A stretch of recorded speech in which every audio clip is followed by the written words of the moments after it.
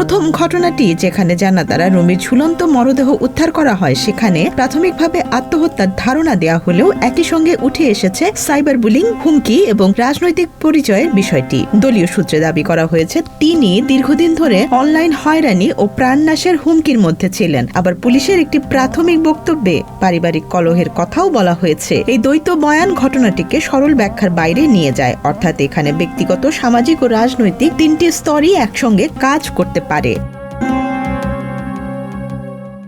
দ্বিতীয় ঘটনাটি ধানমন্ডি ৩২-এর ভাইরাল ভিডিওতে আলোচিত তরুণীর মৃত্যু আরও বেশি সামাজিক প্রতিক্রিয়ার সঙ্গে জড়িত।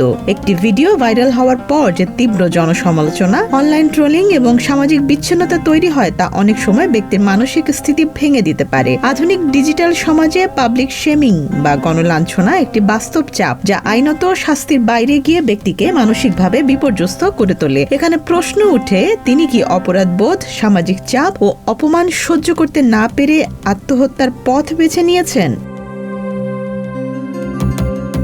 এই দুই ঘটনার মধ্যে একটি সাধারণ যোগসূত্র স্পষ্টভাবে দেখা যায়। সাইবার স্পেসে অতিরিক্ত চাপ ও সামাজিক প্রতিক্রিয়া। একজন রাজনৈতিক পরিচয়ের কারণে টার্গেটেড হয়েছেন বলে দাবি, অন্যজন একটি ভাইরাল ঘটনার কারণে গণসমালোচনার শিকার হয়েছেন। উভয় ক্ষেত্রেই অনলাইন পরিবেশ একটি গুরুত্বপূর্ণ ভূমিকা পালন করছে বলে ধারণা করা হয়। বাংলাদেশের মতো দেশে যেখানে সামাজিক যোগাযোগ মাধ্যম দ্রুত বিচার ও আবেগপ্রবণ প্রতিক্রিয়া খুব সাধারণ, সেখানে এই ধরনের চাপ অনেক সময় বাস্তব জীবনের উপর মারাত্মক প্রভাব ফেলে।